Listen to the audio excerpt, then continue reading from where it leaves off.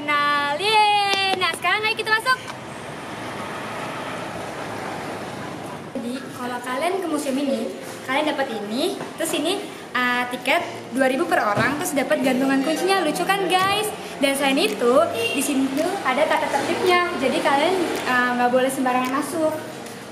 Terus di sini hari Senin dan libur nasional tuh museum tutup. Nah, setelah kita lakukan ke depan, ini ada 2 gedung, guys. Dan sekarang saya ada gedung Stovia.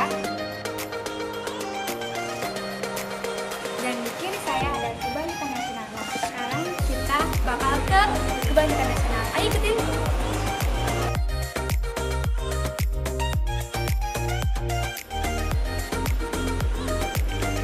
Nah, ruangan pertama saya kunjungi adalah ruang audiovisual. Ayo masuk. Nah, itu ada tata tertib untuk masuk ke ruang audiovisual.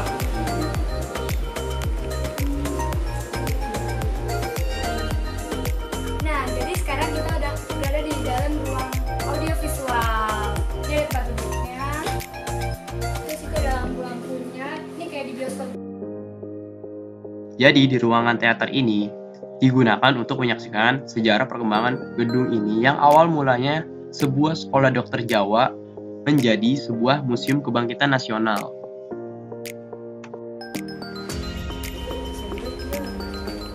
Nah, selanjutnya ada ruang perpustakaan.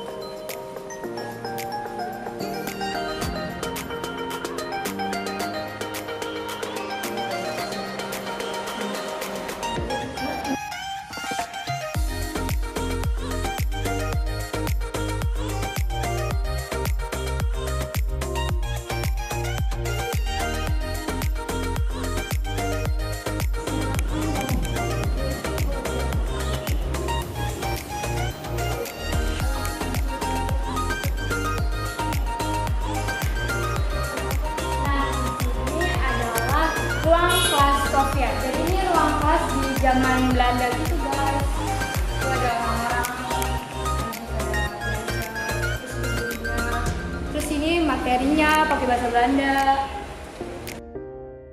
Oke, jadi di kalimat pertama itu bukan kalimat yang nomor 1 ya, tapi kalimat yang judulnya itu tuh di situ bertuliskan head for shift for flowering made Gimsalud als folk, yang artinya itu shift untuk bermain air dengan gimsa berbunyi sebagai berikut.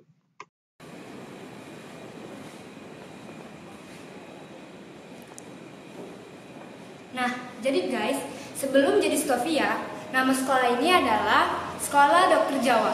Nah, pada tanggal 1 Maret 1902 diganti jadi Stovia deh.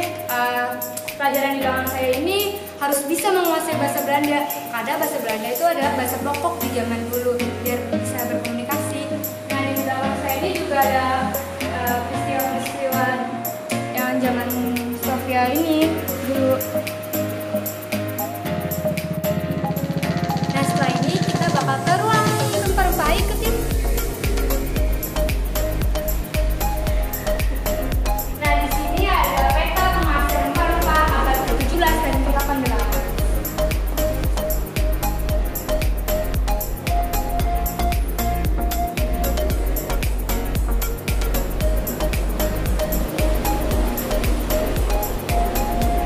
Nah, di sini ada rempah-rempahnya, guys. Ada lada, cengkeh, gaharu, pala, dan lain-lain.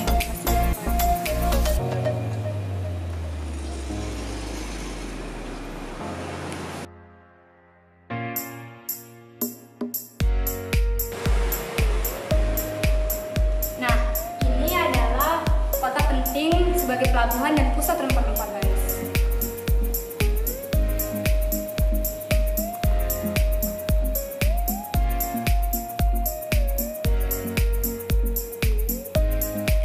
Nah, ayo guys, kita ke ruang selanjutnya.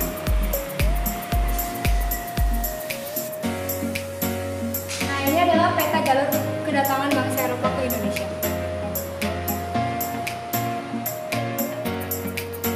Nah, di sini ada kapal-kapal bangsa Eropa. Ada Belanda, Portugal.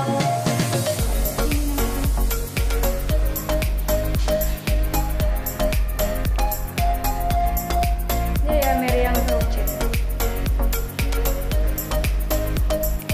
Di sini ada pelayaran hongi yang dilakukan VOC. VOC itu melakukan hak ekstirpasi yang mengontrol harga rempah-rempah menjadi mahal, dan hal tersebut rakyat mengukur geram atas tindakan tersebut. Sekarang kita ada di ruang bangkit pendidikan.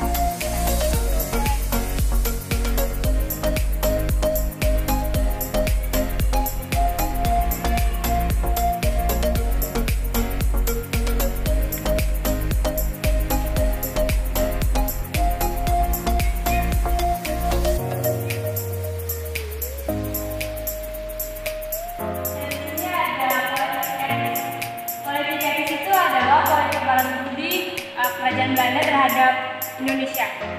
Nah, kebijakannya itu ada irigasi, emigrasi, dan edukasi. Ini ada foto-fotonya. Ini Daus Dekker, dan ini Konrad Theodor. Dan ini ada piagam-piagam Belanda. Kok bisa?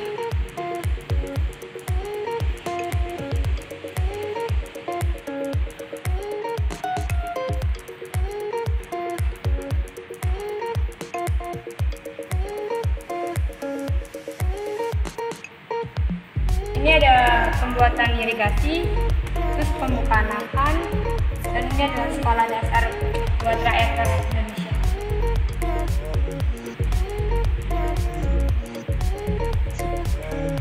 Dan di sini ada buku-buku karya Max Havelaar yang judulnya Multatuli.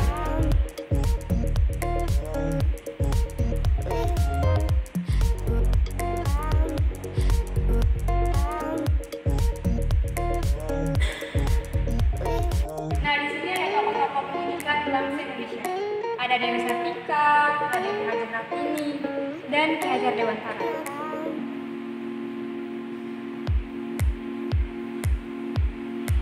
Dan di sini ada Kartini yang diajarkan oleh Ibu Raden Kartini. Ibu Raden Kartini mengajarkan anak-anak tentang aksara Jawa.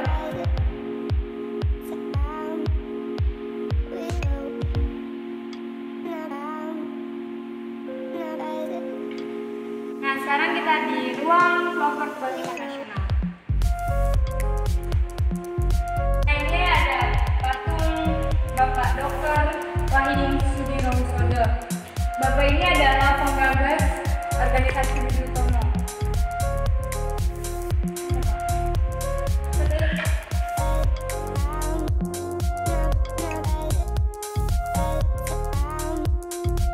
Ini ada lukisan tentang pendirian Budi Utomo. Nah, ini adalah pengurus organisasi Budi Utomo.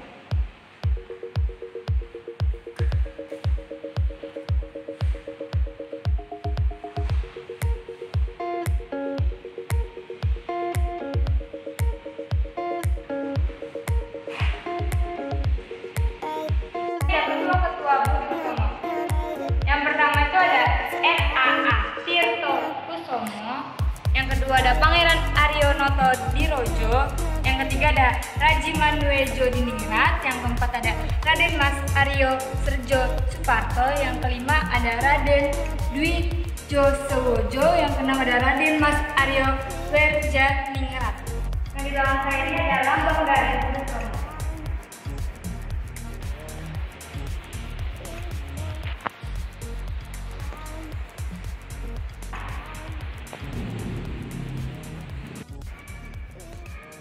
Selanjutnya kita akan bahas tentang kebangkitan Dirgantara Indonesia.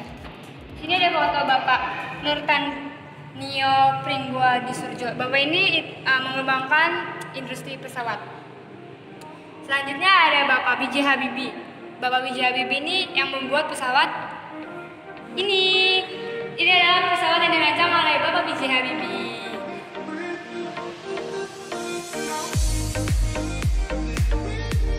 Dan pesawat ini juga adalah pesawat pertama Indonesia yang lepas landas loh guys.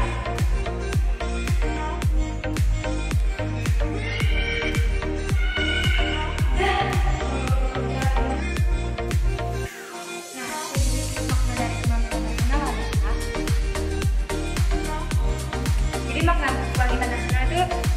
sejarah kebangkitan nasional bangsa Indonesia dimulai sejak berdirinya organisasi modern pada tanggal 20 Mei 1948 dan berakhir pada proklamasi kemerdekaan pada tanggal 17 Agustus 1943. Nah, ini merupakan peta persebaran cabang Bulu Tomo pada tahun 1914.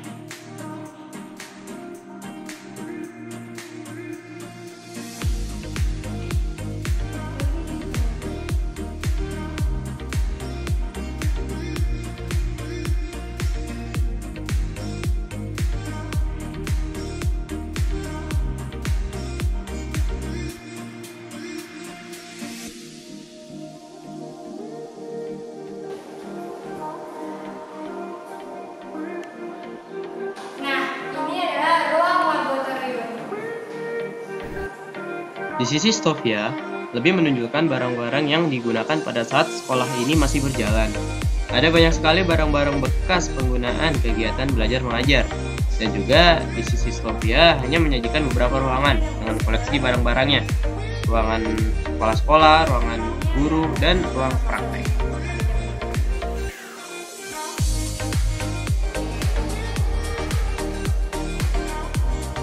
Ini ada lampu operasi,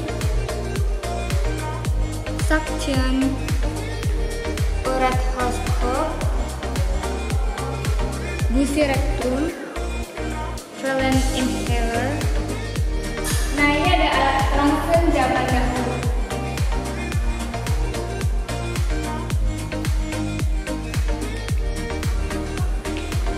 Nah, sekarang kita masuk ke ruang belajar Stovia.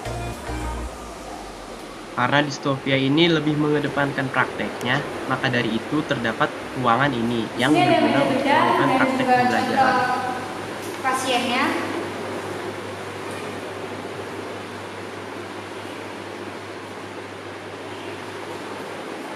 Dan di sini ada buku-buku kedokteran.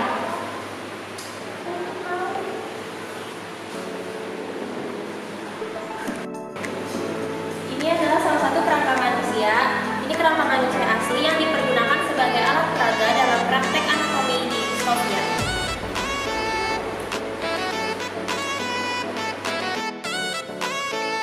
Nah, ini merupakan ruang direktur Stovia. Ayo masuk.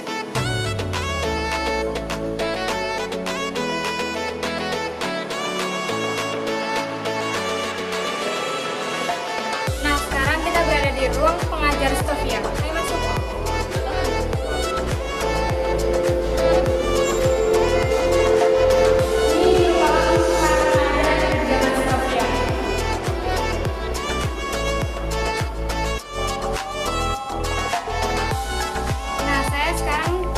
Berada di ruang asrama pelajar Stovia.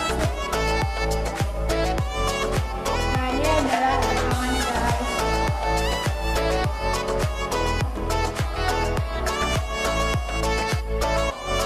Nah, di asrama ini para pelajar mendapat fasilitas berupa tempat tidur, selimut, guling, bantal. Ini jas pelajarnya, terus ada lemari, dan juga terdapat koper untuk menyimpan barang-barang pelajar. Nah, ini merupakan jadwal aktivitas sehari-hari di Stovia. Yaitu pertama, setengah 5 sampai jam 6 mereka itu merapikan tempat tidur, olahraga, lanjut mandi. Jam 6 sampai jam 7 itu mereka sarapan pagi. Jam 7 sampai jam setengah 1 mereka belajar mengajar. Jam 1 sampai setengah 2 mereka makan siang. Setengah 2 sampai jam setengah 4 mereka istirahat di asrama. Jam 4 sampai jam 6 mereka berkegiatan olahraga dan seni sesuai minat. Jam 6 sampai jam setengah 7 makan malam bersama. Jam setengah 8 sampai jam 10 mereka belajar mandiri di dalam kelas dan diawasi oleh seorang pengajar. Dan ini jadwal hari Minggu saat libur sekolah. Jam 7 sampai jam 10 mereka membersihkan ruang asrama, menjemur kasur, dan membersihkan lingkungan Stovia. Jam setengah 2 sampai jam 6 mereka berrekreasi bebas di luar Stovia.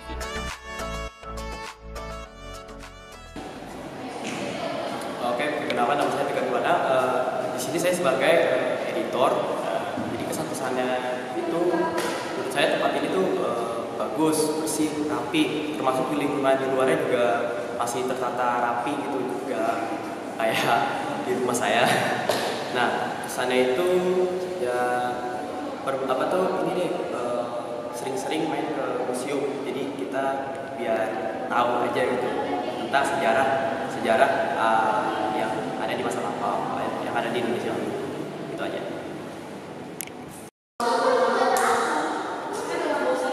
Perkenalkan, nama saya Joyhara Setiaji selaku reporter.